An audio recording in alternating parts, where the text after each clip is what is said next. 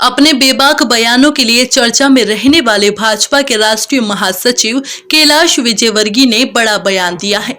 इंदौर में मीडिया के सवालों के जवाब देते हुए विजयवर्गीय ने पंजाब में कृषि बिल पर अकाली दल व एनडीए के गठबंधन टूटने, मध्य प्रदेश में कांग्रेस के हालात, बंगाल में ममता बनर्जी की हार तय व हाथरस गैंगरेप पर योगी राज पर भरोसा जताने के साथ साथ कांग्रेस छोड़ बीजेपी में आए नेताओं की स्थिति पर बयान दिए।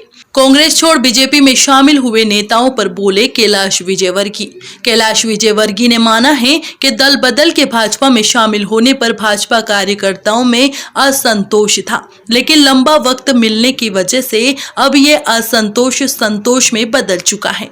वहीं विजयवर्गीय ने पूर्व मंत्री दीपक जोशी के भोपाल में किए गए शक्ति प्रदर्शन पर चुटकी लेते हुए कहा कि उन्हें संगठन ने ही कहा था कि वे अपने समर्थकों के साथ भोपाल जाए, क्योंकि ये पार्टी के हित में था। पंजाब में भी इसलिए हो रहा है कि पंजाब में कुल किसानों पर अपनी उपज को बेचने के बाद जो टैक्स लगता है वो 8% लगता है और वो मंडी के एरेना में लगता है और वहीं से राजनीति प्रारंभ होती है। तो वहाँ राजनीतिज्ञों का एक बहुत बड़ा नुकसान होगा कि उनका 8%, क्योंकि वो बाहर भी बेच सकेगा, वो मंडी पाएगा ही। किसानों को मंडी से मुक्ति दिलाई, किसान अपना माल कहीं पर भी बेच सकता है, मंडी भी रहेगी, एमएसपी भी रहेगा।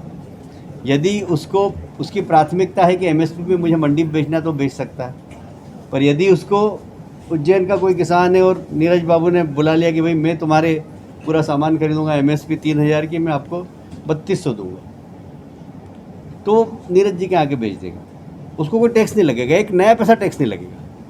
तो टैक्स के एरिने से किसानों को बाहर निकाला है, किसानों को चारों तरफ उसमें लाभ ही लाभ है, कहीं पर भी हानि नहीं। और इसलिए जो लोग भी इस बिल का विरोध कर रहे हैं वो किसान हितैषी नहीं है, वो सिर्फ राजनीति कर रहे हैं, वो देश के हित में नहीं सोच रहे। मेरा सीधा आरोप। देखिए क्या है कि इस उम्र में नींद नहीं आती, तो आदमी सपने देखता है तो अच्छा है, देखना चाहिए भाई, सपने देखने में कोई बुराई नहीं। कौन सा कॉन्फिडेंस है उन्हें? मैंने बोला सही आपको कि इस उम्र में नींद नहीं आती, नींद कम हो जाती, रात में सपने देखते हैं।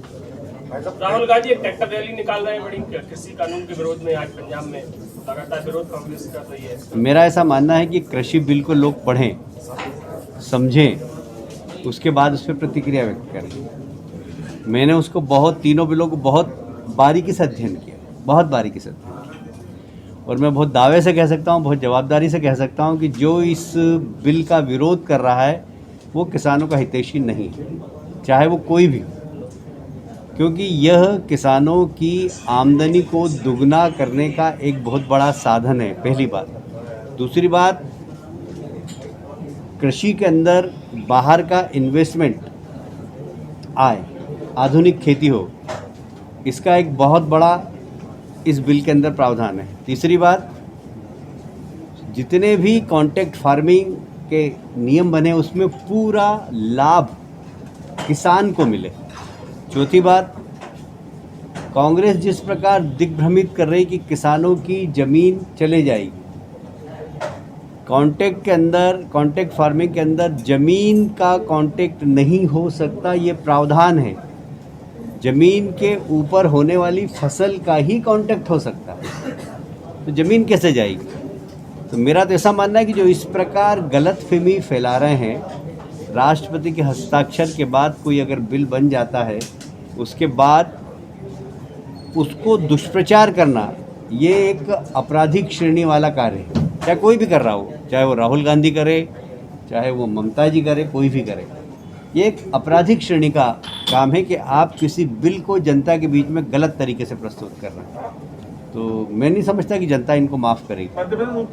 भाई कमलनाथ ने तो कह दिया कि 30 दिन बाद हमारी फिर से सरकार बनेगी, उन्होंने अपने पोस्टर बैनर भी जारी कर दिए हैं कि दोबारा कांग्रेस सरकार बनेगी 30 दिन बाद। देखिए क्या है कि इस उम्र में नींद नहीं आती, तो आदमी सपने देखता है तो अच्छा है, देखना चाहिए भाई, सपने देखने में कोई बुराई नहीं। कौन सा कॉन्फिडेंस है उन्हें? मैंने बोला सही आपको कि इस उम्र में नींद नहीं आती, नींद कम हो जाती, रात में सपने देखते हैं। राहुल गांधी एक ट्रैक्टर रैली निकाल रहे हैं बड़ी कृषि कानून के विरोध में, आज पंजाब में लगातार विरोध कांग्रेस कर रही है। मेरा ऐसा मानना है कि कृषि बिल को लोग पढ़ें, समझें, उसके बाद उस पर प्रतिक्रिया व्यक्त करें। मैंने उसको तीनों बिलों को बहुत बारीकी से अध्ययन किया, बहुत बारीकी से अध्ययन किया। और मैं बहुत दावे से कह सकता हूँ, बहुत जवाबदारी से कह सकता हूँ कि जो इस बिल का विरोध कर रहा है वो किसानों का हितैषी नहीं है, चाहे वो कोई भी हो, क्योंकि यह किसानों की आमदनी को दुगना करने का एक बहुत बड़ा साधन है, पहली बात।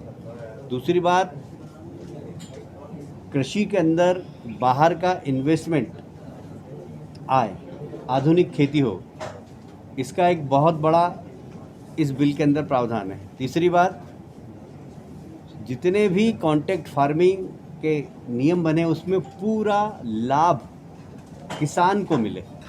चौथी बात, कांग्रेस जिस प्रकार दिग्भ्रमित कर रही कि किसानों की ज़मीन चले जाएगी, कॉन्ट्रैक्ट फार्मिंग के अंदर ज़मीन का कॉन्ट्रैक्ट नहीं हो सकता, ये प्रावधान है।